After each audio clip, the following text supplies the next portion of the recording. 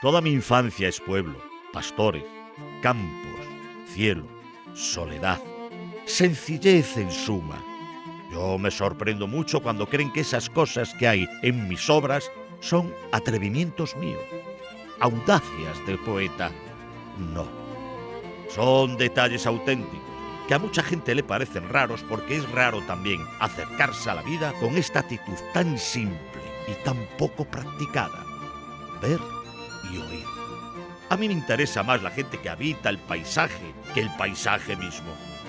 Yo puedo estarme contemplando una sierra durante un cuarto de hora, pero enseguida corro a hablar con el pastor o el leñador de esa sierra. Luego, al escribir, recuerdo uno de estos diálogos y surge la expresión popular auténtica. Tengo un gran archivo en los recuerdos de mi niñez, de oír hablar a la gente. Es la memoria poética, y a ella me atengo. Gracias, Víctor, nuestro compañero Víctor Barús, prestándole su voz a Federico García Lorca. Veréis, es lo que tiene la literatura, que un libro te lleva a otro, y a otro, y a otro. Ahí reside su magia. Y yo me encontré con la voz de Federico leyendo Tierra de Mujeres, un libro que te recomiendo abiertamente. Es un ensayo de la veterinaria, de la escritora María Sánchez, que aborda los problemas que asolan a la España rural, como la despoblación, el olvido de los pueblos, la explotación de los recursos naturales, las condiciones laborales y, en fin, toda la problemática que tiene nuestro rural, pero reivindicando de principio a fin que sea narrado de una forma realista por ellas, por las mujeres que sostienen el campo.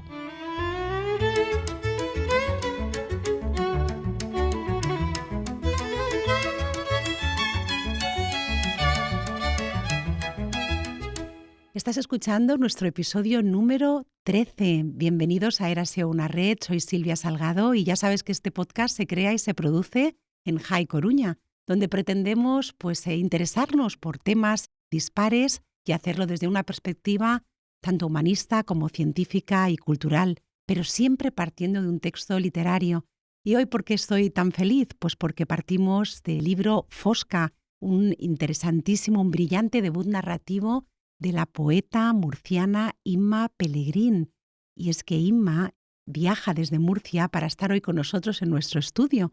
Voy a estar conversando con ella y con Josefa de León, presidenta de Viratec y directora de competitividad estratégica en Agroan, y es vocal del Comité Ejecutivo del Pacto Mundial de Naciones Unidas España. Vamos a tratar de tender un puente, de ver cómo la literatura nos ayuda a conectar el rural con la innovación, con la tecnología. Vamos a tratar de pensar, de repensar el presente y el futuro del campo. Y lo vamos a hacer desde sus dos miradas complementarias, una mirada mucho más humanista, más literaria, más cultural, la de Imma, y una mirada más estratégica, más pragmática, de transformación real del territorio, la de Josefa. En breve voy a estar conversando con ellas y les voy a preguntar si puede la cultura ser realmente una herramienta para transformar el territorio y si hemos superado ya esos ciertos estereotipos o seguimos atrapados en ellos en torno al mundo rural. Veréis, a mí que me gusta tanto hablar de la etimología de las palabras, hablar de cultura, es irnos etimológicamente al participio cultus, al infinitivo colere, que significa originariamente cultivar la tierra. Así que cultura es cultivar la tierra. Igual que leer, vámonos al ego y a su infinitivo legere, que significa cosechar. ¿Y por qué os cuento esto hoy? Pues porque nuestra mirada es urbana. Tenemos una concepción, una mirada urbanocéntrica de la existencia, del ser, también de la cultura. Concebimos al rural, concebimos al campo como una alteridad, como una otredad. El campo es algo que tenemos muy cerca, que valoramos muchísimo, lo tenemos ahí al lado, pero muchas veces se convierte en un perfecto desconocido. Sería, por así decirlo, como el oriente de nuestro occidente. Y eso, creedme, ha permeado de una forma muy concreta en la literatura, que ha dibujado siempre el espacio rural, bien desde la idealización, convirtiéndolo en un espacio armónico, bello, pacífico, ese lugar al que todos queremos ir a retirarnos, bien desde la demonización, como un lugar atrasado, opresivo, violento, duro. Fosca es la primera novela de la poeta Imma Pellegrin, un debut narrativo sorprendente que sigue sumando lectores, que sigue sumando reconocimientos, premios, distinciones, que se publica tras recibir el premio de novela y que es un intenso relato que transita, pues veréis, la fábula oscura, el thriller rural, puede verse como una novela de formación, de aprendizaje y para mí personalmente, desde luego, es un elogio al lenguaje de la tierra. Imma Pellegrin en esta novela, lejos de presentarnos una postal pintoresca del campo, nos relata un mundo rural hostil, crudo, un mundo donde hay una moral ambigua y donde la ternura apenas resiste frente a la dureza de la vida material y a esa violencia latente en las relaciones humanas. Imma Pellegrin, nacida en Lorca como la directora de Jai Coruña, ha querido hacer un interesantísimo trabajo con el lenguaje, con la oralidad de su tierra, del campo lorquino, dotando a sus personajes de una veracidad y de un arraigo territorial sin precedentes. La novela se sitúa en el rural murciano. Nos vamos a los años 60 y vamos a conocer al protagonista, la voz narrativa de Fosca, que no es más que la voz de Gabi, un niño, el menor de 4 hermanos. Es a través de su mirada que vamos a conocer como lectores pues los claroscuros del alma humana. Vamos a pasar miedo, angustia, vamos a conocer la venganza, vamos a conocer la crudeza, vamos a conocer una sensibilidad sin precedentes en la voz de Gabi. Con una escritura contenida donde cada palabra parece escogida, tendré que hablar con Imma Pellegrin porque sin duda el lenguaje es otro protagonista, un protagonista principal, casi otro idioma en esta novela. La han comparado con Jesús Carrasco, la han comparado con Ana María Matute, la han comparado con Agota Christoph. Ahí es nada. Estoy de verdad deseando conversar con ella para decirle que esta novela me ha entusiasmado a mí personalmente, no solo por su potencia literaria que la tiene, no solo por la riqueza de ese lenguaje y de ese trabajo exhaustivo que tuvo que hacer Pellegrin para buscar esas palabras tan vinculadas al campo lorquino, al campo murciano, sino sobre todo porque dialoga con el campo, dialoga con el mundo rural y no lo hace presentándolo como un personaje secundario, sino como una presencia activa, un personaje principal desde donde poder entender, comprender y narrar no solamente la desigualdad y la memoria, sino sobre todo la identidad. Pero si os parece, de todo esto es mejor que hable con la autora y también con Josefa, no os hago esperar más, conversamos, ahora sí. Bueno, pues ahora sí conversamos, felices en el estudio todo el equipo de Erasia, una red de teneros aquí. Hola Imma Pellegrin, encantadísimos de que estés aquí, bienvenida, ¿cómo estás? Pues muy bien, muy contenta de estar aquí con todos vosotros y deseando hacer esta tertulia también acompañada con vosotras dos. Gracias Imma y hola Pepa, Josefa de León. Pepa, ¿cómo estás? ¿Qué tal estás? Muy bien, bueno y encantadísima de estar con vosotras, para mí es un honor. Bueno, pues vamos a ver cómo conectamos esto de la literatura con el rural y cómo hablamos de economía circular y hablamos de Fosca, de este libro Imma, que no deja de sumar lectores, de sumar reconocimientos. Creo que me decías que vienes ahora de Bruselas, que has estado ahí en el Instituto Cervantes. ¿Qué te han dicho de este libro? Bueno, pues ha tenido una maravillosa acogida. También he estado presentando el libro en la Biblioteca del Parlamento Europeo, hemos estado en el Instituto Cervantes y nada, muy contenta de la acogida que ha recibido el libro. Sabes que siempre digo que cómo me gustaría que en el Parlamento, en el nuestro, hubiera un club de lectura. ¿Estás de acuerdo conmigo que sería muy necesario? Sí, sería fundamental. Fundamental. Sí. Bueno, Pepa, Imma, vamos ya, porque nuestros escuchantes, a mí me gusta llamarlos así, escuchantes, están deseando pues atender a nuestra conversación. Y yo quería decirte, te lo he dicho antes en tertulia, que cuando yo era pequeñita, sabes que yo nací en Barcelona, me bañaba durante mi infancia, durante mi juventud, me bañaba en una playa preciosísima que hay en Palamós, que se llama La Fosca. Y cuando llegué aquí a Galicia, hace ya bastantes años, casi ya más de una década, me sorprendió muchísimo porque no existe la palabra Imma, la palabra Fosca, pero sí existe la palabra Fusco y Fusca. Y de hecho tienen una expresión, Pepa, tú eso lo sabes bien, maravillosa, que es de lusco A Fusco. ¿Qué significa? Ese tránsito entre el día y la noche, cuando se va perdiendo la luz, pero todavía no es noche cerrada. No es precioso, es maravillosa esa expresión, como el declive, un intermedio del declive de la luz. Voy a leer un poquito de Fosca. Dice así: ya ha terminado de amanecer. El sol ya ha saltado el pico de la almenara. Empieza de nuevo el calor. Aunque más bien diría que con la noche que ha hecho, el calor no se ha terminado de ir cuando ya está aquí otra vez. Las chicharras gritan a toda velocidad. Cuanto más calor hace, más rápido y fuerte chirrían. Pronto comenzarán las tolvaneras. Hoy nos espera otro día de Fosca. Parece que no se vaya a acabar nunca. Bueno, Inma, ¿qué es Fosca en Fosca? Cuéntanos. Bueno, pues Fosca es como en el sur, en la zona de Murcia, llamamos a los días estos de verano de un calor súper intenso, y que la tierra del Sáhara, que ha movido el viento del desierto del Sáhara, está en suspensión en forma de polvo y nos dificulta la vista. Un paisaje que normalmente ves claro, en estos días que llamamos de Fosca, de muchísimo calor, pues somos incapaces de verlo nítidamente. Entonces me llama la atención eso que Fusco en gallego, Fosca por la zona de Asturias, en catalán es oscuro o negro, en mallorquín también. En lenguaje marinero significa ese momento en el que empiezas a no ver, pero todavía ves, el enfoscarse, el clima. Pues comparte un significado que es el no tener las cosas claras, no ver con nitidez. Y bueno, creo que es una palabra muy hermosa. Sí que lo es, sí que es muy hermosa. Recibes con esta primera novela, porque tú vienes, que lo sepan todas las personas que nos escuchan, tú vienes de la poesía, además con numerosos libros publicados, premiados y reconocidos.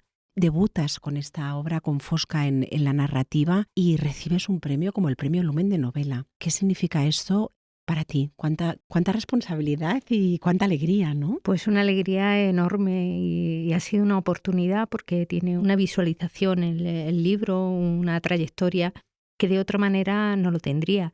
Y claro, para alguien como yo, que me he criado viendo los tebeos de Mafalda, que la editorial era Lumen, pues imagínate cuando me llamaron y yo iba a publicar en la misma editorial que Mafalda, y además con el premio de ese nombre. Un orgullo enorme y pues mucha felicidad. La verdad es que se me han abierto muchas opciones que no sabía ni imaginaba que podía llegar a tener. Quería preguntártelo más tarde, te lo iba a decir, pero ya que la nombras a Mafalda, me sacaste una sonrisa tan grande, tan abierta, cuando en tus agradecimientos en esta novela veo que nombras a Mafalda. Quizá una chiquilla, una niña con esa sensibilidad tan especial y con esa percepción que también tiene Gaby, ¿no? Yo creo que son parecidos en el sentido de que no ven el resto del mundo como el resto de las personas, ¿no? Un poco también me viene de la poesía, porque un poema es aquello que te hace ver la realidad de otra manera que no habías previsto antes. Y un poco Mafalda también hace eso. Pepa, voy contigo, vamos a ir alternando un poquito nuestra conversación.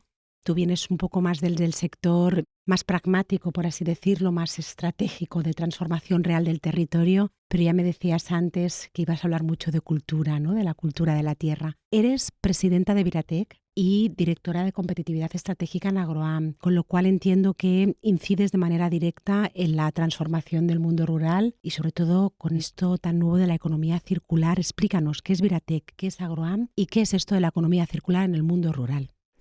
Bueno, muchas gracias. La pregunta es intensa. Intentamos incidir y por eso hemos constituido entre todas las empresas del sector ambiental una asociación en formato clúster en donde toda la cadena de valor del sector ambiental, desde agua, residuos, pero también consultoría, equipamientos y demás, intentamos aportar nuestro granito de arena para que se conozca mucho más lo que es la economía circular, todo lo que son los servicios ambientales, que son servicios básicos y fundamentales de esos que no hemos parado en pandemia. E intentamos, tanto desde Viratec como desde Agroam, que es quien ocupa la presidencia y yo en su representación, hacer todo lo posible por el territorio. O sea, Agroam es una empresa de valorización de residuos, que cerramos el círculo no solo de esos residuos orgánicos para que vuelvan a la tierra y se conviertan en enmiendas o fertilizantes, sino que cerramos el círculo de nuestro sistema productivo, porque tenemos una empresa de parcelas, una cooperativa, donde cultivamos forrajes Tenemos otra de servicios agrícolas, que no solo trabajamos nuestras parcelas, sino que damos servicios a nuestros clientes. Llegamos a trabajar hasta 5.000 hectáreas, produciendo normalmente forrajes, una alternancia entre prado-maíz, y últimamente está muy en boga la colza también, pero también recuperamos alguna semilla autóctona, como es el trigo cabeiro, que es una de las semillas recuperadas en los últimos años, que son autóctonas de Galicia. Son cereales que se utilizan ahora en el pan gallego para que pueda tener la identidad geográfica protegida, ¿no? Tiene que llevar o cereales cultivados aquí o alguna semilla autóctona. Y básicamente nuestra inspiración para contribuir a ese territorio es somos del territorio y somos del rural. Luego podemos entrar en más detalles, pero es ese, antes de que existiera el término de economía circular, que sabéis que es un nuevo modelo económico, es una de las herramientas que tiene la Unión Europea para ese Pacto Verde Europeo, para transformar toda la economía de la Unión Europea de ese modelo lineal de extraer, producir, tirar, a un modelo que extraiga menos recursos de la naturaleza, que una vez que entren a formar parte de la cadena productiva se mantengan el mayor tiempo posible en ella y que se preste servicios. No tenemos por qué todos comprar un tractor, ¿no? Sino que podemos con un único tractor dar servicios a diferentes ganaderías, a diferentes explotaciones, por poner un ejemplo, ¿no? Y bueno, es un poco la motivación desde el origen de Agroam, que fue ese cerrar el círculo, aunque ahora le llamemos economía circular. Pero básicamente por eso me decías tú, esa cultura, que lo hemos comentado antes en la tertulia, ¿no? Es un cambio cultural, un cambio de paradigma. Hay que pensar otra manera de hacer las cosas, también los negocios. Hay que pensar otra manera también de tender puentes entre el campo y la ciudad, ¿no? También de vincular, de crear un nuevo lenguaje que comprenda estas dos realidades. Os voy a pedir a las dos que echéis la vista atrás. Inma, en tu caso, me gustaría que nos explicaras si recuerdas esa emoción, esa intuición, esa idea de la que surge esa chispa que prendió Fosca. Pues más que ser una chispa que prendiera, ha sido como una serie de casualidades o de circunstancias en mi vida que me han llevado a escribirla. Es como si la historia me estuviera buscando a mí en vez de buscarla yo a ella. Ha sido pues tener prosopagnosia, que es lo que le ocurre al protagonista, mi amor por los animales y bueno, la estrecha relación que mantengo con ellos, el estar viviendo en el campo desde hace 30 años, en un campo muy árido, muy duro, como son todos, pero allí también. El haber vivido la década de los 70, que podemos ubicar que la historia transcurre aproximadamente en esa época, aunque en el libro no se dice el año concreto. Entonces hay una serie de casualidades que me han llevado a escribir esta novela. Yo de verdad considero que ha sido ella la que me ha buscado a mí. Me gusta que has empezado antes nombrando a Mafalda y ahora ya avanzas una pregunta que quería hacerte un poquito más adelante. Hablas de la prosopagnosia que también padeces tú. ¿Cómo fue, Inma, trabajar esa peculiaridad del personaje de Gaby? O sea, qué tipo de intuición o qué tipo de conocimiento le conferiste al personaje de Gaby con esta sensibilidad tan potente que tiene de no reconocer los rostros, ¿eh? Sí, bueno, más que conferírselo yo, era una manera de explicar a la gente cómo te sientes cuando estás así, ¿no? Cuando tienes esto, es una cosa parecida al daltonismo con respecto a los colores, pero es una incapacidad de reconocer las caras, ¿no? De recordarlas, de reconocer a las personas. Y bueno, cuando te has acostumbrado a vivir con eso, como me ha pasado a mí, sí me gustaba hablar sobre ello. Yo tenía claro antes de conocer la historia de la novela que quería que hablara, que uno de o el protagonista o uno de los personajes principales tuvieran esa condición. Porque es mi manera, los poemas, las historias son para explicar cómo te sientes y que los demás puedan comprenderlo. Muchas veces me preguntan, ¿y eso cómo es? Y tal, y por más que hablas, a veces tienes la sensación de que no estás consiguiendo decir lo que querías decir. Al hacerlo por escrito, creo que es más fácil, ¿no? Y al final, Inma, ¿te parece que el escritor tiene que irse a lo que conoce bien, ¿no? ¿Que es más fácil? ¿Crees que sí? No sé qué autor decía que la literatura no tiene que ser un safari, que debe uno buscar en lo que tiene cerca, ¿no? En lo que conoce bien. Yo soy más de buscar cerca y sobre todo soy más de que lo que estés hablando sea una verdad. Que no tiene por qué ser cómoda o no tiene por qué ser habitable o inhabitable, pero que sea una certeza de alguien. Entonces, cuando una cosa es auténtica, creo que el texto te atañe más y te toca. Si es una cosa impostada, o falsa. Cuando yo leo algo, normalmente no me llega. Claro. Sí que es cierto que Fosca tiene una honestidad, es un libro muy honesto. Voy contigo, también te pido, Pepa, que eches la vista atrás, porque tú estás ahora mismo en una posición de liderazgo, de toma de decisiones, de toma de decisiones muy estratégicas en un sector tradicionalmente masculino, ¿no? ¿Ha sido difícil para ti llegar hasta ahí? Bueno, el mundo laboral, sobre todo en la época en que yo era más joven, recuerdo haberme puesto incluso trajes para aparentar más mayor, vestirme típico traje masculino y decir este es mi uniforme y esto es lo que llevo al trabajo. Era muy paternalista. Había pocas mujeres en puestos de responsabilidad. Las que empezábamos pues te asignaban el departamento de medio ambiente o el de calidad, aquellas cuestiones que siempre fueron consideradas menores en la empresa, ¿no? De hecho, incluso pasa con sostenibilidad. Y hubo un cambio de tendencia en 2018-19, cuando las normativas europeas empezaron a vincular el reporte de los criterios ASG al reporte económico, y que las grandes empresas tienen que no solo contar sus resultados económicos, sino cómo tratan a sus empleados, dónde compran sus productos, etcétera, etcétera. Todos aquellos criterios ambientales y sociales. Y entonces, desde entonces, a todos los financieros se les ha antojado el puesto. Pero hasta ahí era mayoritariamente de mujeres. O sea, yo siempre digo que a las mujeres nos dan aquellas áreas que consideran menores, ¿no? Y bueno, tengo anécdotas 1000, imagínate. Tengo 61 años, tengo 1000 anécdotas. Pero bueno, yo lo he llevado siempre he sido muy feminista desde niña. Así me educaron en mi casa mi padre y mi madre. Os contaba antes, fuera de la tertulia, que el primer día que una mujer pudo tener cuenta bancaria en España, mi padre la abrió a las 8 de la mañana, cuenta mi madre. Y yo conservo su número, o sea, conservo esa cuenta y no la quiero dar de baja. Y entonces yo siempre lo viví en casa. A mí me educaron para ser independiente económicamente y para no depender de nadie, ¿no? Que esto es un poco la independencia económica, es la que nos da la libertad a las mujeres, a los pueblos, a los países, a todo el mundo, ¿no? Ahora en un ratito hablaremos del papel de las mujeres, sobre todo del papel de las mujeres en el rural, de las mujeres que aparecen en Fosca, y de tu visión sobre, sobre la situación femenina en el campo. Inma, te decía fuera de micros que me gustaba mucho en Fosca que el rural no es un personaje secundario, sino que es una presencia muy activa, que es un espacio donde se ve la dureza, la desigualdad, la crueldad, donde también, no la crueldad, no es la palabra que quería utilizar, yo sé que te gusta mucho utilizar bien las palabras, la crudeza, que es diferente.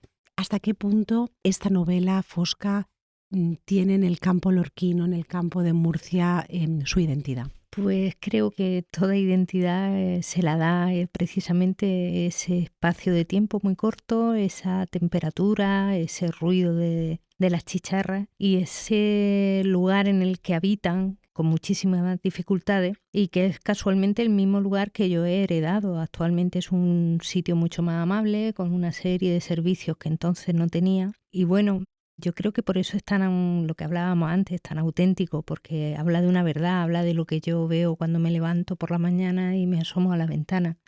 Y habla de lo que yo viví cuando era pequeña y en mi casa pues a lo mejor no había agua o no había luz. La novela se sitúa en la década de los 60. Cuando ahora echas esa vista atrás, ¿cuánto ha cambiado ese campo, esa realidad que tú conocías? ¿Y qué permanece? Pues cambiar ha cambiado muchísimo, lo que hablábamos de los tractores. En esa misma ventana yo tengo un tractor. Y bueno, y ahora más que tractores, drones de estos para los cultivos. Hay una serie de avances que luego son también unos avances un poco cuestionables, porque resulta que antes se trabajaba muchísimo, era un trabajo físico, pero entonces te compras un tractor y en vez de trabajar 8 horas, trabajas 16. Y no sé. Porque hay que rentabilizar el tractor. Hay que rentabilizar el tractor. Entonces la cosa no es tan lineal como vemos. Hay avance y retroceso, ¿no? Como en todos los movimientos. Y bueno, pues ese es mi paisaje. Y claro, yo no podía hablar de Nueva York, yo no estaba en Nueva York. Yo tenía que hablar de lo que conozco. Bueno, y lo haces magistralmente, Inma. Pepa, la economía circular se plantea hoy en día como una solución para el futuro del campo. Pero ¿hasta qué punto este es un cambio real de modelo o es una adaptación al sistema productivo que ya había? Pues fíjate, el campo, el sector primario en general, forestal, agrícola, ganadero, es el sector que de forma natural se practicó siempre modelos de economía circular. fueron siempre cerrando el círculo. ¿Por qué? Había muy pocos recursos y muy poco margen de beneficio. Entonces te agudiza el ingenio.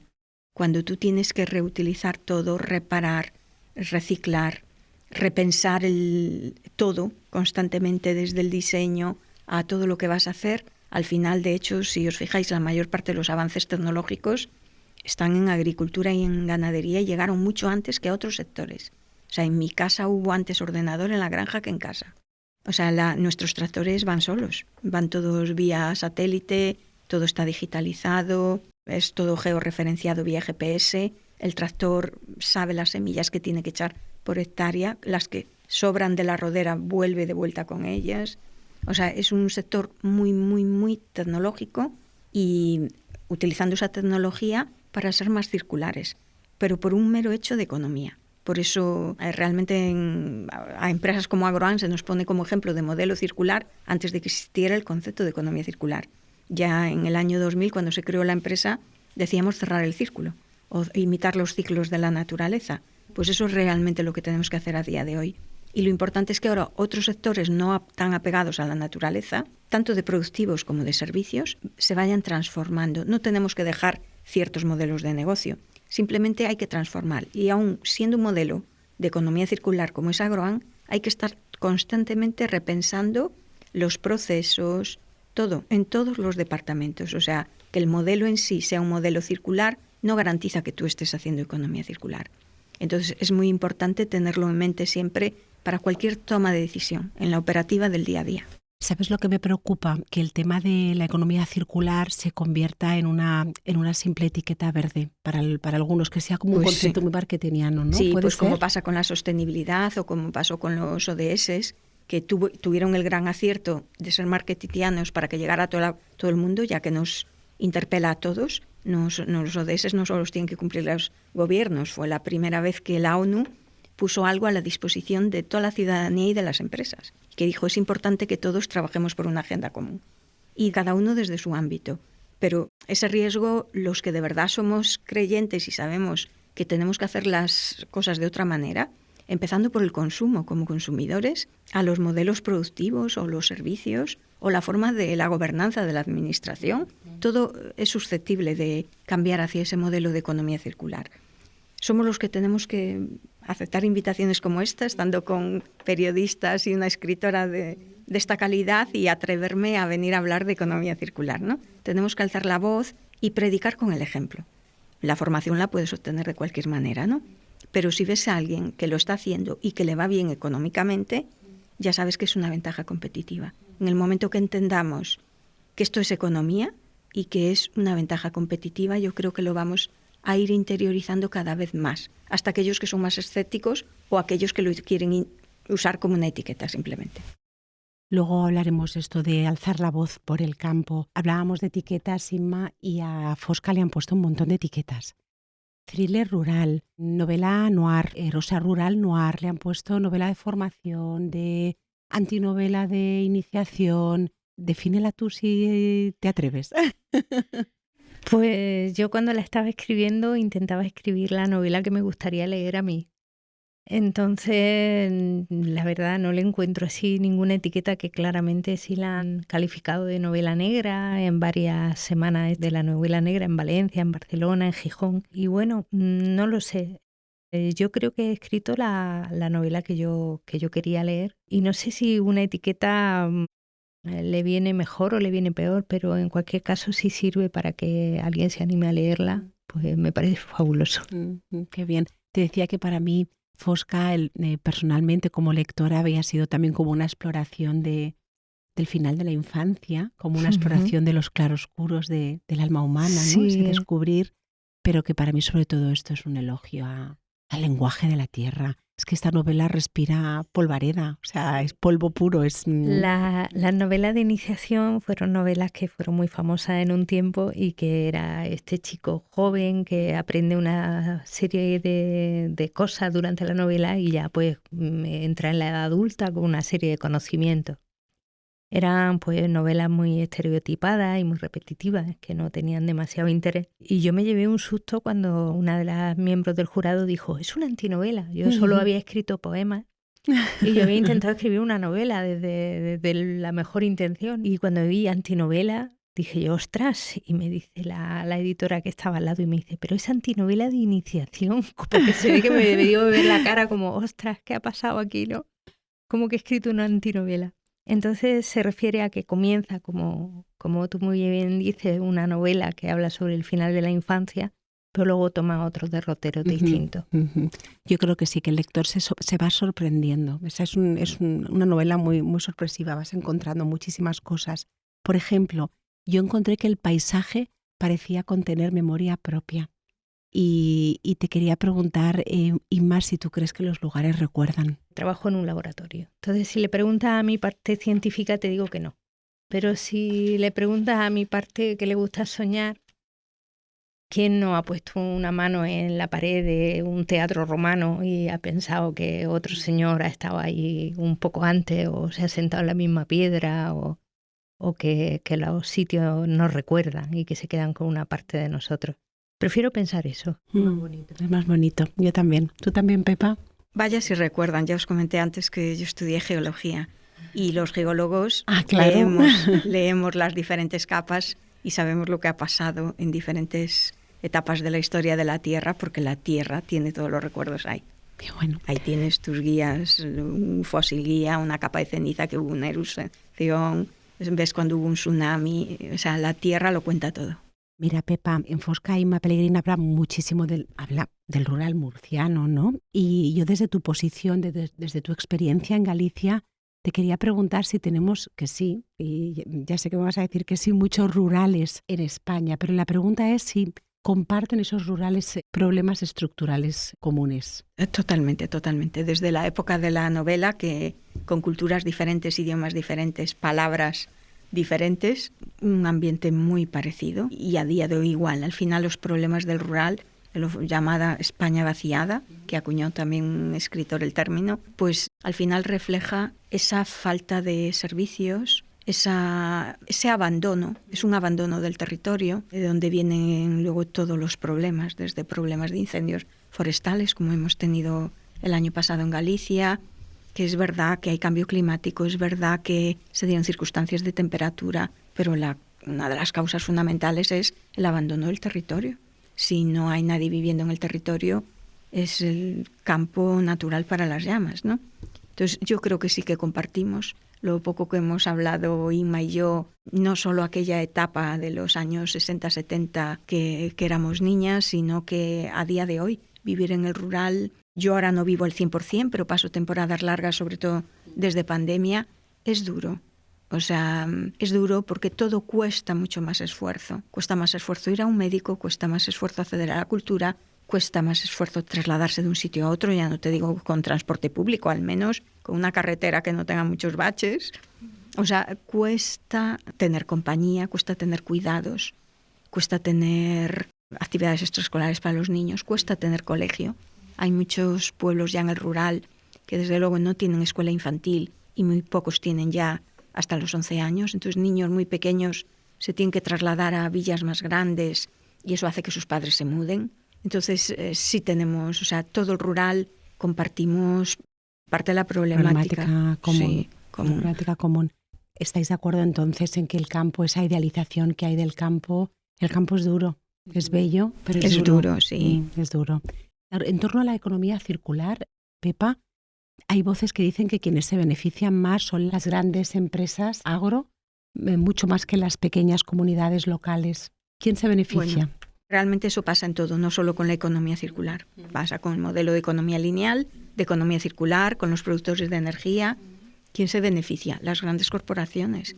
De hecho, ahora estamos en tiempos donde es difícil implementar una nueva industria en el rural, porque ahora hay voces siempre en contra. Y yo lo entiendo, aunque dentro de la parte empresarial digo, pero si esto es bueno, esto está bien hecho, hay unas normativas ambientales muy estrictas, cada vez hacen las cosas mejor, pero luego me pongo como habitante del rural y digo, vale, aquí por el rural pasa todo, pasan autovías, pasa la vía de alta velocidad, pasan los cables de telefonía, de electricidad, y luego en el rural no tenemos prácticamente conexión o no tenemos un acceso a la autovía fácil o no para el AVE, porque no para, no tenemos tren regional en Galicia. Todos los recursos energéticos que ahora son tan interesantes, por eso se ha puesto tanto el foco últimamente en el rural, tienen que salir del rural, pero las comunidades locales se benefician muy poquito, prácticamente nada. O sea, suelen sufrir los impactos negativos y no los positivos. Entonces yo cuando paso esas largas temporadas en el rural, a veces reflexiono, pues cuando me sorprendo que todavía tengo una vela como tenía mi madre en el mueble de entrada. Claro, en la ciudad no la tengo, pero es que allí de vez en cuando se va la luz. Y cuando veo que para cocinar yo tengo varias fuentes de energía, no solo tengo la vitro, sino que tengo eléctrico y tengo también gas, porque no sabes cuándo te va a venir el de la bombona o cuándo va a haber luz o cuándo te hace falta la chimenea de leña. O sea, tenemos que tener diferentes fuentes de energía, no podemos depender solo de una. Entonces la sensación que tienes es de que estás aprovisionando a la ciudad, pero en la ciudad nos hemos vuelto ingratos y no sabemos de dónde viene todo ese aprovisionamiento, de qué esfuerzo viene. Ya no hablemos luego del esfuerzo que supone mantener un negocio en el rural, un negocio de ganadería, de agricultura o de atención a mayores, sea el negocio que sea. Al final en el rural o una productora de cine. En el rural siempre es más difícil.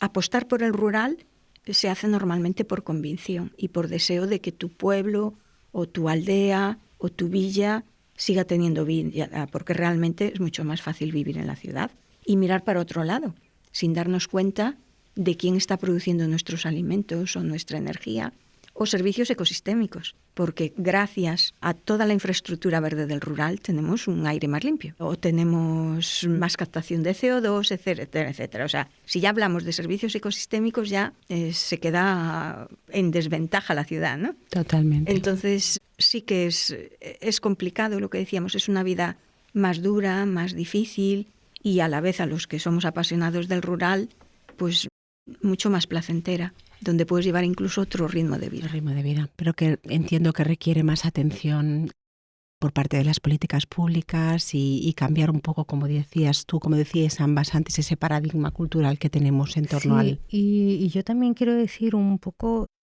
que no haya o que no debería haber tantos ciudadanos de primera y de segunda categoría. Entonces, si te da un infarto en la Saja de Sajambre y resulta que el hospital está a 2 horas de donde tú estás, no estás jugando con las mismas armas que... Entonces hay mucha desigualdad yo siempre sitio. Digo, y alguna charla la terminé así, que los derechos de los ciudadanos no pueden depender del número de habitantes de donde vives. Y dependen, porque no compensa dar ciertos servicios. Ya no te digo un pediatra, un simple médico de medicina general. Entonces, Totalmente. Como no compensa, pero nosotros pagamos igual nuestros impuestos y somos ciudadanos de primera. No hay ni una fiscalidad positiva por vivir en el rural. Sí, en Lorca es un término municipal muy grande, es el segundo más grande de España.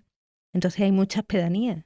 Y resulta que las pedanías pues cada vez están más despobladas y son poblaciones muy pequeñas. Pero claro, tú quieres tener tu parque, tú quieres tener tu médico, con lo cual el gasto es tan alto que hasta incluso a las propias administraciones pues no están interesadas en que la gente siga viviendo allí y dan todas las facilidades para que vayan a la ciudad. Fíjate, Inma, pues en Galicia se da la circunstancia que la mitad de núcleos de población de toda España los tenemos aquí. Entonces yo comprendo perfectamente que para la administración pública dar servicios, un servicio de bomberos, una ambulancia, pero es que lo que tendría que hacer, sí, que para que llegue a tal sitio, pues no interesa. Pero después no se nos puede llenar la boca diciendo que estamos apoyando la España vaciada, sí, con términos, con foros, con...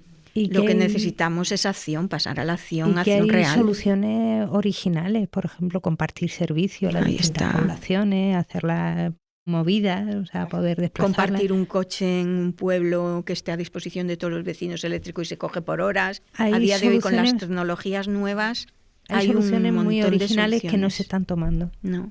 En Galicia, que se trabajó tanto en comunidad, de hecho tenemos incluso montes en mancomunidad, que son de los vecinos, y se trabajaron todos los trabajos de ¿qué día haces tú la matanza? Pues este día toca en tu casa, mañana la tuya. ¿Qué día se recogen las patatas? Todos los trabajos se hicieron siempre en conjunto, apoyando unos a otros, ¿no? Pues eso que podía parecer una traba o el minifundismo hace unos años, deberíamos ahora transformarlo en ventaja competitiva. No olvidemos toda esa cultura y todos esos conocimientos que teníamos de antes, esa forma de hacer las cosas, y volvamos un poquito a lo que funcionó en su momento, por supuesto con las tecnologías y el conocimiento que tenemos ahora, ¿no? tenemos que preservar la tradición innovando. De hecho, en Agroan siempre decimos innovando para no perder la tradición. Si queremos seguir siendo agricultores, tenemos que estar innovando constantemente.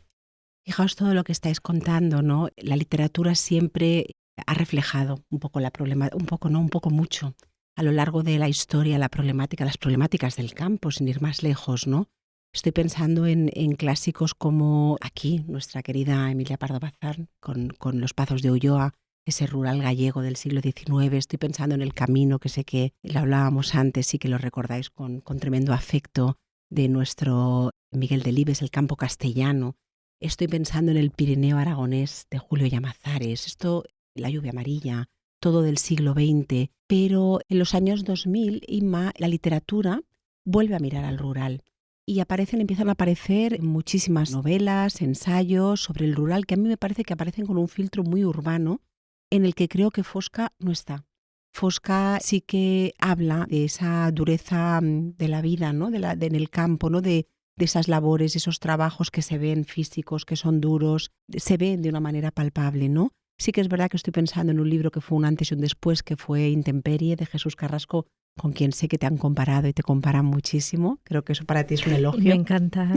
O sea, cuando me comparan con algún libro que es tan hermoso y al que he disfrutado tanto leyéndolo, para mí es un honor.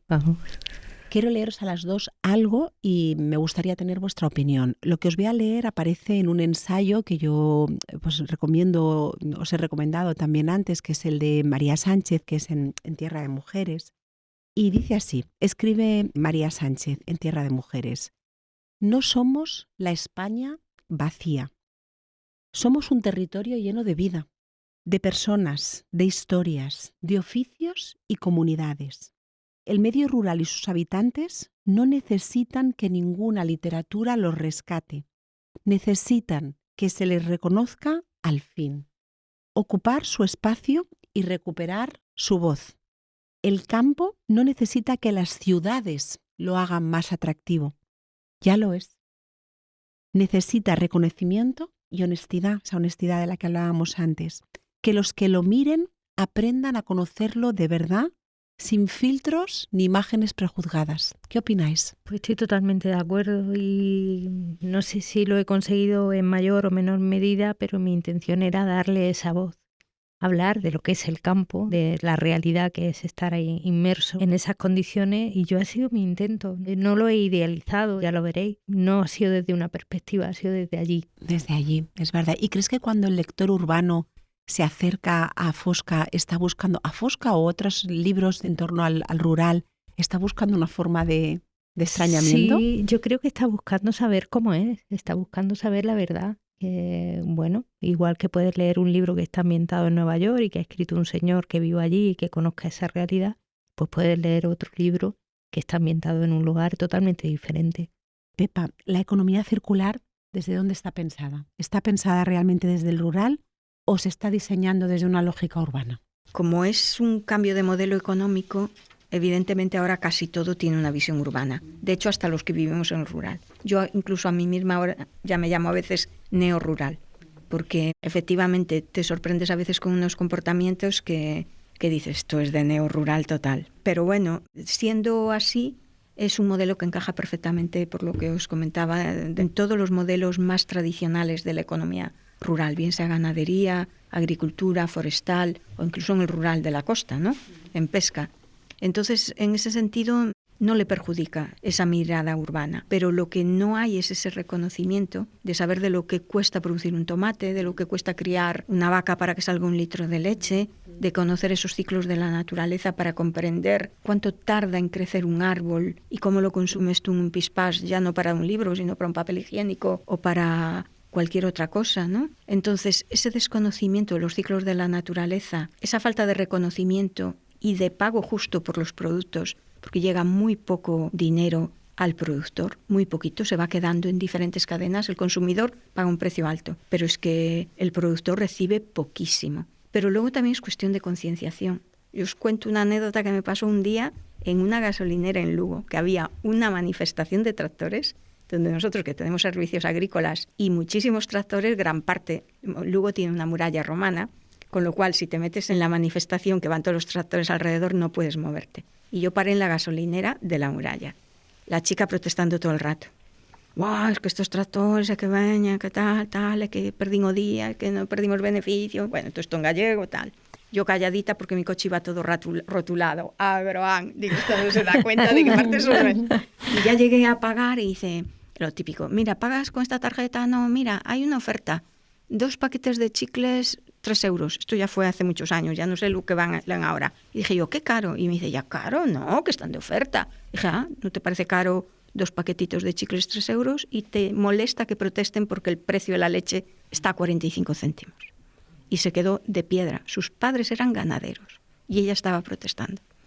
O sea que en el momento que decimos, qué caro es este tomate, qué caro es este litro de leche, está claro que son productos básicos que el consumidor queremos que tenga un precio más económico, pero cuando pagamos una Coca-Cola, un paquete de chicles o un viaje para ir a Londres de fin de semana, no decimos que caro y no sabemos el coste que tiene producirlo detrás.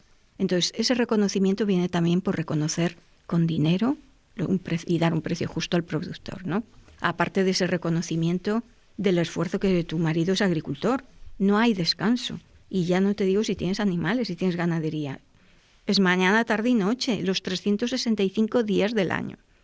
Entonces, ¿por qué la gente renuncia? Porque al final es más cómodo vivir en la ciudad, aunque sea de reponedor en un supermercado. Sí, pero esto es inviable. O sea, esto de cara al futuro es inviable. Claro, pero lo que no se da cuenta la ciudad es que necesita el rural. Necesitamos el campo. Lo que decía yo, para comer, para tener energía, para tener aire limpio, para tener agua de calidad. Sin los ciclos de la naturaleza no podemos sobrevivir. Si no hacemos... Y sin la producción agrícola, ganadera, forestal, pesquera y energética no podemos sobrevivir. La ciudad no puede vivir. Entonces, como la ciudad no entienda que somos uno, es que ya hablar de rural y urbano lleva razón. Como que casi me molesta. Es que somos uno. Es como hablar de... Si somos todos reponedores, al final no podemos reponer, porque no hay nada para reponer en el supermercado. Sí. Entonces, tus derechos como ciudadano y tus servicios no deben depender del número de habitantes donde vives. Pero es que a mayores tiene que haber una economía y una fiscalidad y unas políticas que apoyen e incentiven que haya gente que se quiera ir a vivir con el sacrificio que supone ir a vivir al rural. Tanto porque los oficios son más complicados como la propia vida. A mí me resulta mucho más cómoda vivir en mi pisito de Ourense, que pues aldea casi es. Simplemente ir a hacer la compra Ahí supone está. que tienes que coger el coche y tienes que ir a donde sea. A donde esté y que esté abierto. Eso. Y coger una bombona o un pan es estar pendiente del coche que pasa por delante, que si no, ya no tienes bombona. De que tienes que tener una despensa que no tienes que tener en la ciudad. Que si estás apurado de trabajo no te da tiempo a cocinar. Con un clic pides comida en 20 minutos está en tu casa. Sí, la pero compra, la comida, la farmacia, el médico. Allí tienes que estar muy organizado, tener despensa, tener diferentes fuentes de energía, que si te quedaste sin gasoil y no viene el camión, tener una estufita de peles. O sea, hay que ser imaginativos. También nos da un poquito más de recursos, ¿no? Yo digo a veces que soy todoterreno y en parte lo tengo ya no solo por aquella educación que nos daban en los años 60, sino que yo se lo agradezco muchísimo a mi vida en el rural. Bueno, vamos a volver ahí. Inma, ¿cuánta violencia hay en Fosca? Hay violencia estructural, hay miedo, hay venganza, hay muerte, hay amenaza y sin embargo también hay mucha ternura. Imagino que es porque es un reflejo de la vida y la vida hay miedo. En aquellos tiempos también había más violencia o no sé si más, pero bueno, ahora también hay violencia.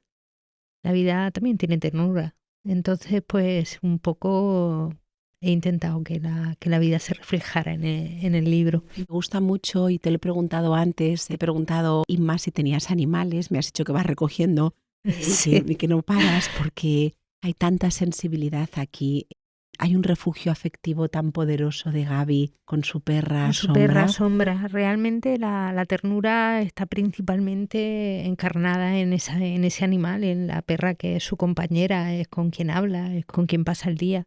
También lo sustentan la madre y Marcela, ¿no? Esa ternura también está ahí un poco más disfrazada, ¿no?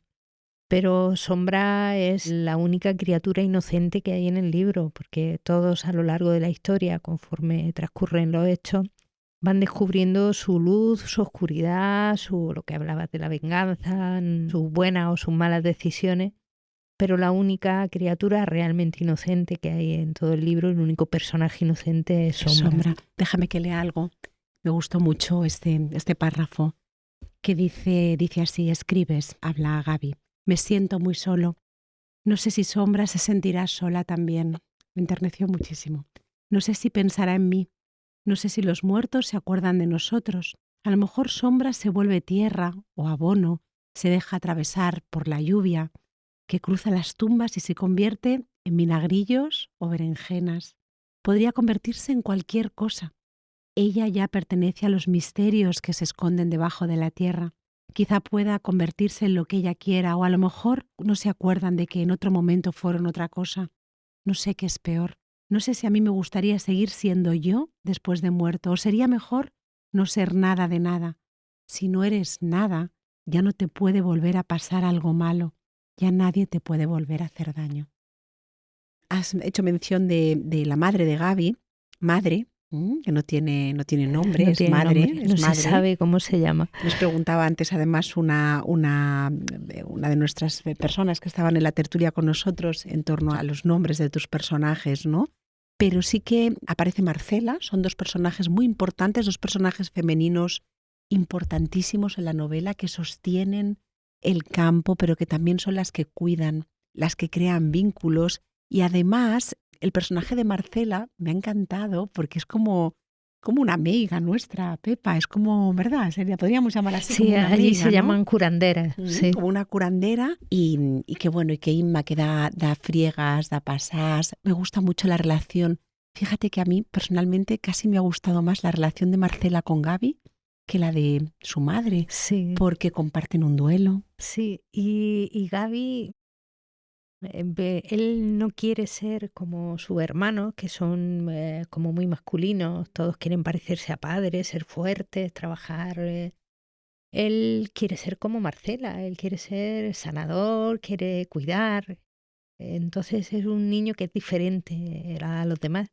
Y creo que vas a leer el trozo en el que él está hablando con Marcela de las distintas plantas para qué sirven y les gusta mucho jugar como a una especie de adivinanza de cada planta para lo que sirven, porque Marcela le anda enseñando todo lo que sabe ella.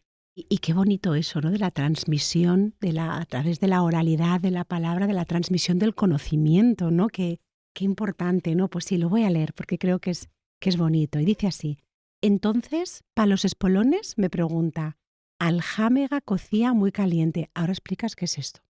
Pero hay que acabar una novena en un barreño y dejar los pies en remojo hasta que se enfríe, le respondo. Para los mosquitos, la albahaca, el clavo y la lavanda. Para las quemaduras, la carne de sábila. Esto también. ¿Con qué se hace el jabón? Con la barrilla. ¿Y ya está? Insiste para intentar pillarme. Primero se quema la planta. El jabón se hace cociendo las cenizas con el aceite rancio y los tocinos que se guardan de todo el año. Marcela asiente con la cabeza, orgullosa. ¿Para las ratas? El bulbo de la cebolla albarrana. Se queda callada unos instantes para pensar en la siguiente pregunta y aprovecho para cambiarle el tema. Marcela, ¿tú siempre estás triste? Bueno, pues me estaba viniendo lo que hablábamos de lo rural y de la ciudad. Las traductoras, cuando corregíamos el libro, me dice una de ellas, oye, qué imaginación para inventarte todo esto, ¿no? Bueno, pues la barrilla es una planta que Lorca tuvo una importancia económica hace un par de siglos súper relevante en España, porque entonces no existía la industria química, no existía el hidróxido sódico, tal cual, producido de manera química. Entonces la ceniza de esa planta sí hace una especie de sosa que en contacto con la grasa hace jabón. Ninguno de esos remedios es inventado por mí, ya me gustaría a mí tener tanta imaginación. La sábila es, como llamamos allí, a la aloe vera. Entonces son remedios que se han utilizado tradicionalmente y bueno, hay gente que dice que funciona. Bueno, lo del jabón es seguro que funciona. Lo de la cebolla albarrana también, porque en los años 50 se utilizaba como matarrata en Estados Unidos y se sacaba de la cebolla albarrana, que es una planta que crece naturalmente aquí. Ahora mismo allí en el sur está llena la montaña de cebollas de estas y son tóxicas. No pueden comer ni animales ni humanos. Sí. Y se utilizaban, se vendían en bote y hay publicidad de los años 50 que todavía la industria química no estaba tan avanzada como ahora. Esas mujeres fuertes de las que habla Inma en Fosca, que sostienen el campo, ¿eso sigue siendo así? ¿Sigue siendo igual? Sí, sigue siendo igual, pero esto también sigue siendo igual en la ciudad, en las familias. Lleva razón. Cada vez que se habla más de la carga mental, de quién sostiene la familia, quién sostiene la Navidad.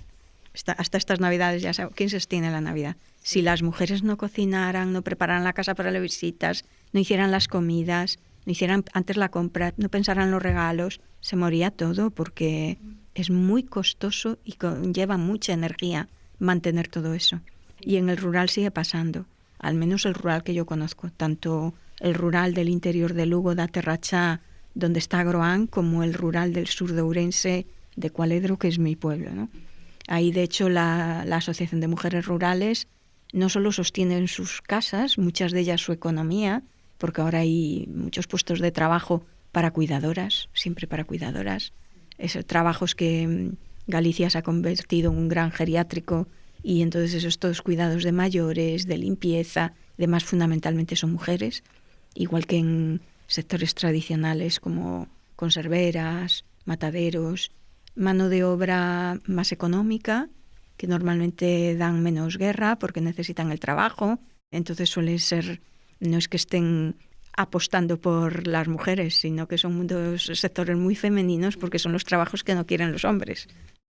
Fíjate, además, Pepa, que creo por estadísticas que la despoblación del rural tiene un claro componente de género porque ellas se primeras marchan en irse más. fueron ellas, pues precisamente porque son las que más sufren, las que sufren esa violencia, las que sufren maltrato en tiempos hasta matrimonios forzados sí, o el cuidado de los mayores si no se iban. También las que estudian o las que ya llegamos a la universidad masivamente ya en los años 60, bueno, o un poquito más tarde, más bien las que nacimos en los 60, que ya fuimos llegando a la universidad, al final esos estudios nos han expulsado del rural, porque hay muy pocos puestos para tituladas superiores, ¿no?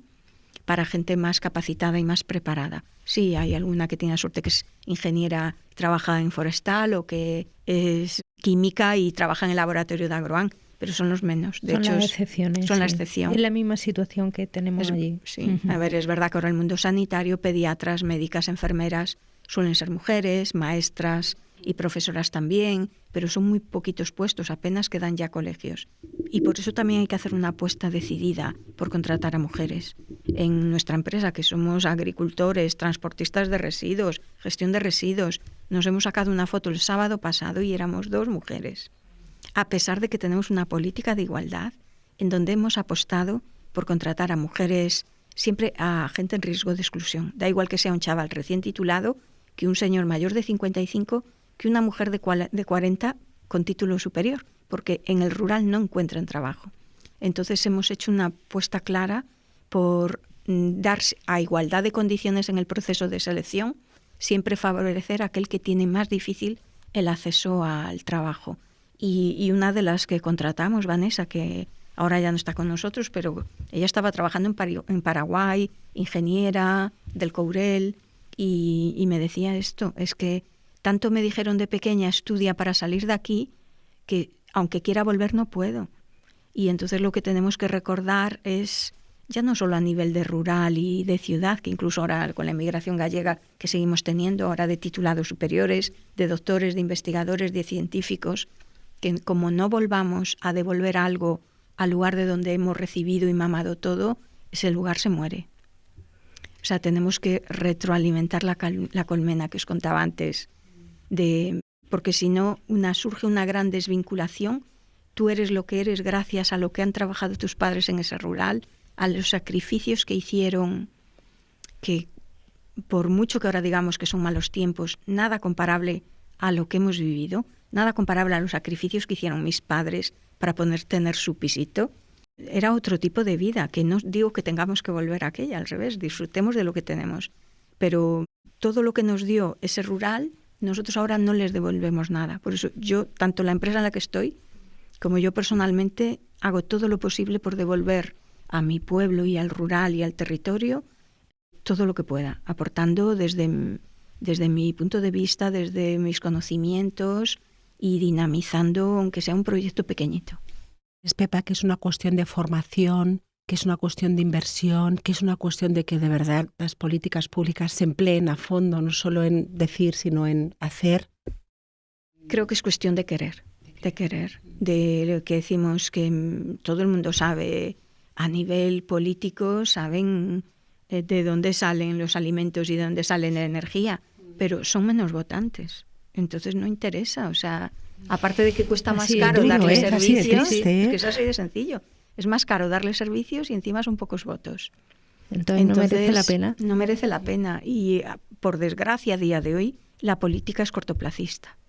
Y entonces al final nos perjudicamos todos, ciudad y rural, porque cada vez tendremos peor calidad de vida.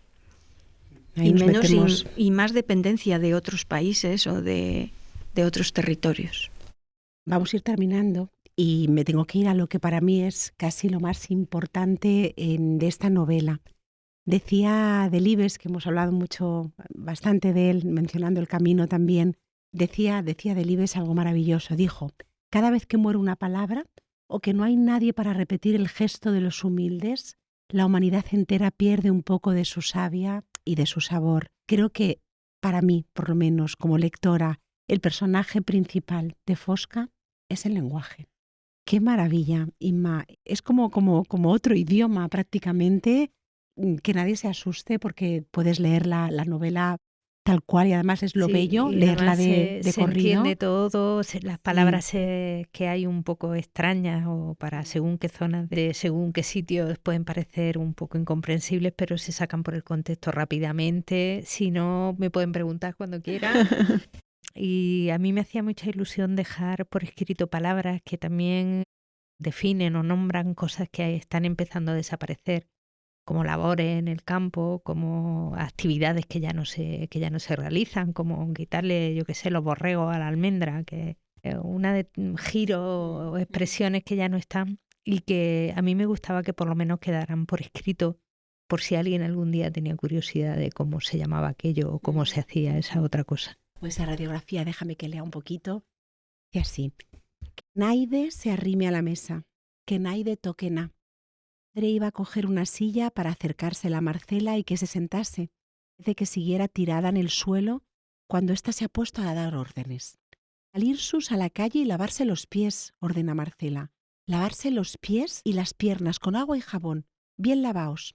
A luego todo el cuerpo y dimpués las manos.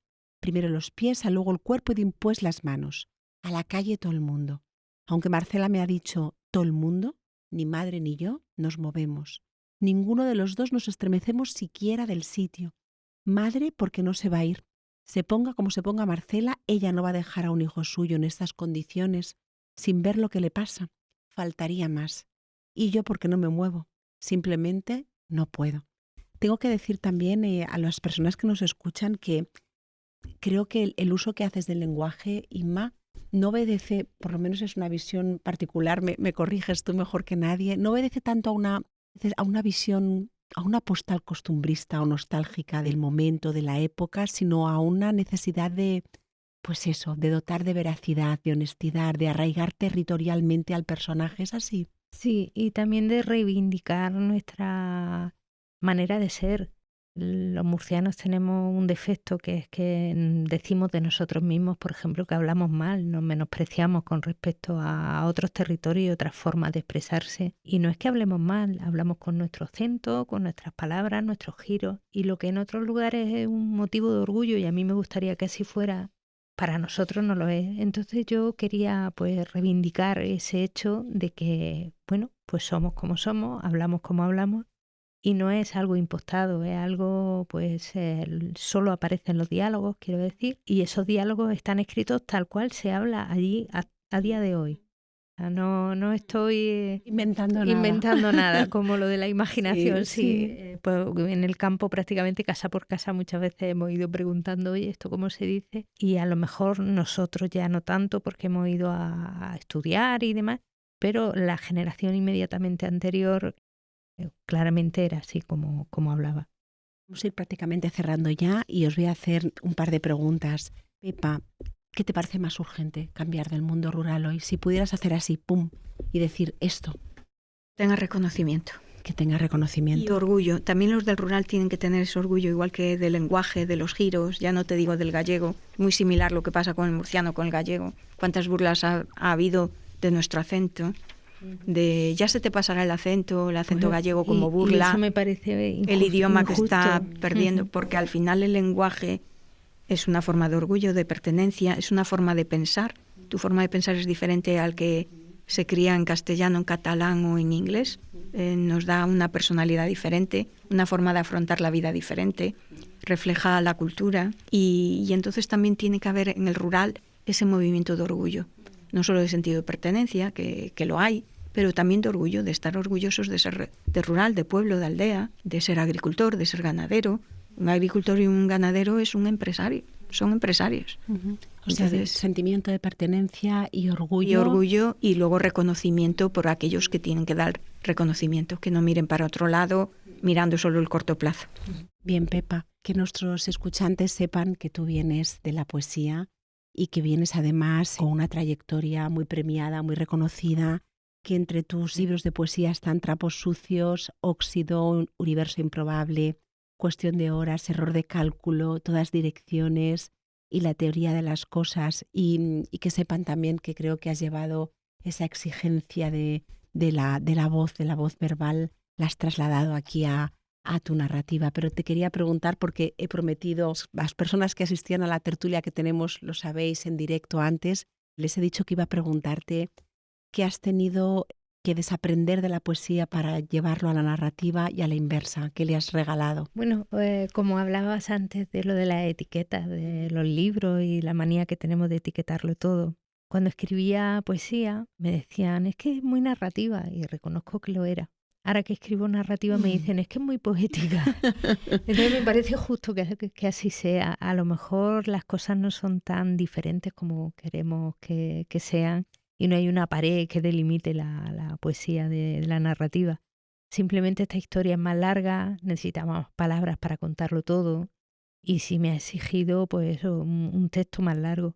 Había veces que yo intentaba ponerme en modo no poético, ¿no? Pero luego me dejé llevar y dije, bueno, pues como quede, yo voy a leer, no sé. ¿La disfrutaste? Sí. ¿Disfrutaste escribiendo, Fosca? Sí, mucho.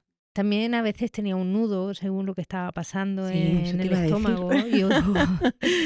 Y sobre todo lo que me sorprendió mucho fue al estar terminando el libro, me di cuenta de que cada vez escribía más despacio en el teclado. Porque no quería que se Querías terminar. Ay, qué bonito. Eso a mí me pasa también muchas veces. Cuando no quieres que algo termine, cuando no quieres llegar a un sitio, empiezas a reducir. Sí. Pues bueno. me di cuenta que escribía súper despacio. Igual Fíjate. que cuando lees un libro, quieres leerlo Sí, despacio. para que al final primero lo consumes y luego quieres ir lento. Sí. Pues fíjate, yo creo que lo que acabas de decir tú de la narrativa y la poesía es lo mismo que el rural y lo urbano, o lo rural y lo urbano, ¿no?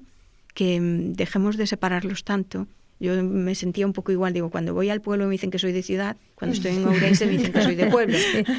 Entonces, oye, ¿por qué no? Soy de los dos sitios y soy esa mezcla y eso es lo que me ha hecho la persona que soy y me ha enriquecido ambas cosas. O sea, los del rural tienen que salir, viajar, estudiar, salir. Yo lo que propongo es que luego vuelvan a devolver algo a ese rural, ¿no? Pero sí, está muy bien salirse de un esquema, irse al otro y al final quedarse con un poquito de cada uno de ellos. Bueno, pues ahora sí vamos a ir cerrando, pero que sepáis que me quedaría por horas hablando con vosotras y hasta nuestro equipo, hasta Germán y Carmen, se quedarían aquí escuchando más tiempo porque tiene mucho valor lo que estáis comentando. ¿Qué ves? ¿Qué lees? ¿Qué escuchas, Pepa? Bueno, pues yo veo muy poco, leo muy poco y escucho muy poco últimamente. Leo un montón de normativas, de planes estratégicos, de ofertas y demás. Leo tan poco que creo que hace un mes que terminé el último libro y estoy empezando otro y lo he empezado 5 veces. Con Pues eso ya te digo ¿cuál todo. tienes que empezar? Sí. Ahora mismo empecé a leer Calicata, que lo tengo desde hace como 3 o 4 años ahí, que es un libro fantástico que cuenta la historia de los viñedos de Gredos, cómo a través de una apuesta por volver al viñedo del abuelo, fueron recuperando un territorio. De hecho, tiene un prólogo que lo tienes que leer, Inma. Ahora no lo tengo de memoria porque no lo traía preparado, pero me emocionó tanto el prólogo que por eso no sigo avanzando mucho, porque me sigo leyendo el prólogo. Habla de ese surco lento, como con ese surco lento y con recuperar un territorio y darle un orgullo y una identidad, tú vas recuperando, ¿no? O sea, no es solo recuperar y montar un negocio de vinos, es mucho más, ¿no? Y también estoy leyendo a Tallón, que acabo de leerme el Mil Cosas. Mil cosas. Y ahora estoy con El Mejor del Mundo. ¿Y qué escucho? ¿Escuchas? Pues mira, ahora escucho también poco, pero me pongo a veces, no sé si conocéis a Dulzaro, aquí a Iris Mackenzie, me empecé a enganchar a él, y Rodrigo Cuevas. Me gusta también mucho, me gusta mucho la música en general. Y algún podcast. Yo soy muy de podcast, aunque últimamente tengo tal sobrecarga que aquella costumbre de poner todos los podcasts en el coche, estoy parando. Yo descubrí los podcasts hace muchos años y lo mismo escucho a Arzuaga y a Millás que uno más de ciencia o uno de Cristina Mitre o La Pija y la Kinky. Vamos, que los escucho todos, me apasionan. Pero llevo un tiempo que necesito silencio y desconectar, sí. Y ver ya no me pongo ninguna serie porque es sueño que me estoy quitando, entonces no puedo, veo algo de cine de vez en cuando y si no, programas de reformas que no tengo que pensar y a veces ni ponerle sonido porque necesito algo que me dé calma para bajar revoluciones. O sea, pero yo soy muy cinéfila y me encanta el teatro también. Qué bien. Vamos a ver qué lee Inma Pelegrín. ¿Qué lees? Bueno, pues a mí me viene a la memoria un libro que he leído hace poco y que me ha enamorado, que se llama Las gratitudes del Delfín de Vigan. Sí. Me ha encantado. Sí. Y normalmente, pues lo mismo estoy leyendo muchísimo que no leo nada. Es una cosa que parece que como voy a... Estoy con 2 o 3 a la vez o llevo un mes que no consigo engancharme. Va a ser este, ¿eh? Bueno, espero que se seguro que sí. Sí. Escuchar, resulta que pronto voy a ir a un concierto, estoy muy ilusionada porque una amiga de la infancia que hacía mucho tiempo que no veía, estuvimos hablando y me recomendó un músico, es un cantautor estadounidense y canadiense, las dos cosas, se llama Rufus Wainwright, que no sé si lo habré dicho bien. Y que recomiendo que lo escuchéis. Me parece muy interesante tanto la música que hace como su forma de ser, ¿no? Esa manera de reivindicarse. Y veo de todo, porque hay veces que lo utilizo para dejar el cerebro en plano, sí, lo desconecto. Sí. Y estoy viendo ahora una serie que es The Office, pero en mexicano, o sea, una versión mexicana de The Office, ambientada en Aguascalientes. Qué bueno. Y es una cosa para no pensar nada. Ahí no necesitas pensar, pero es muy divertida y bueno, es mi manera como de desconectar, de dejar la tensión del día y es una serie que me está interesando mucho. Bueno, pues tomamos nota. Muchísimas gracias a las dos por vuestro tiempo, que además os habéis desplazado para estar aquí con nosotros. Ha sido un placer, un privilegio escucharos y por favor recomendamos a todo el mundo que lean esta obra brillante. Tú la primera, Pepa, sé que lo vas a hacer.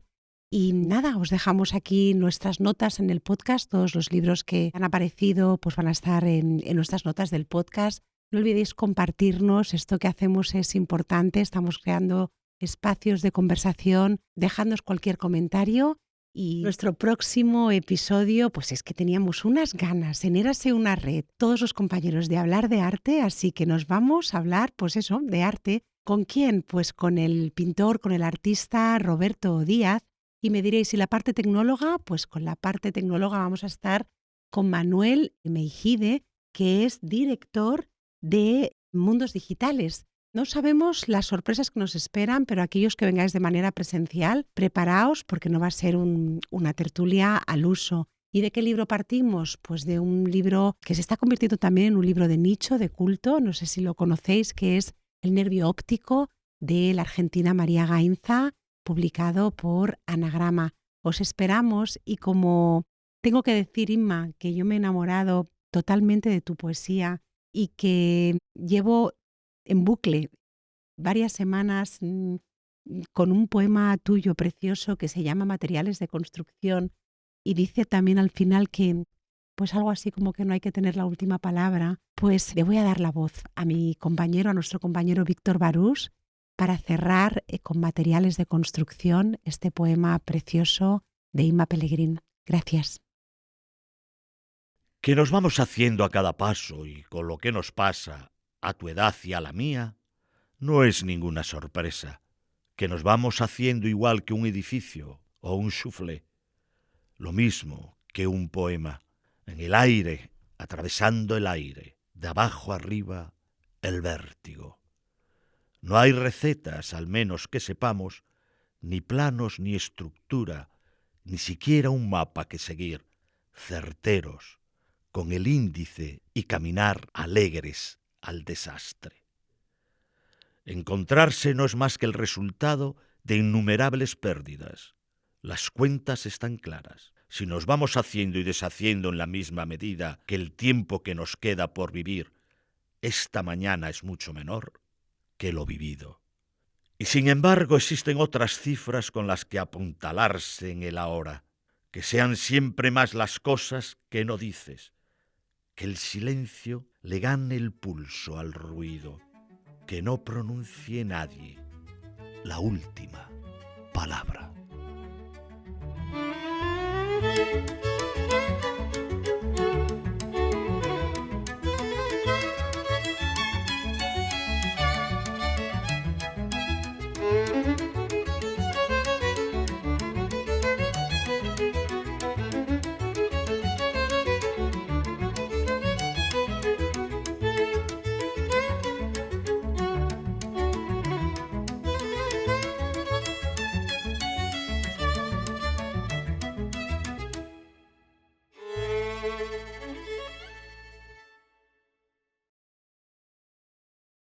Claro. Pues tú dices, mira, mi padre, por ejemplo, que está en Berín.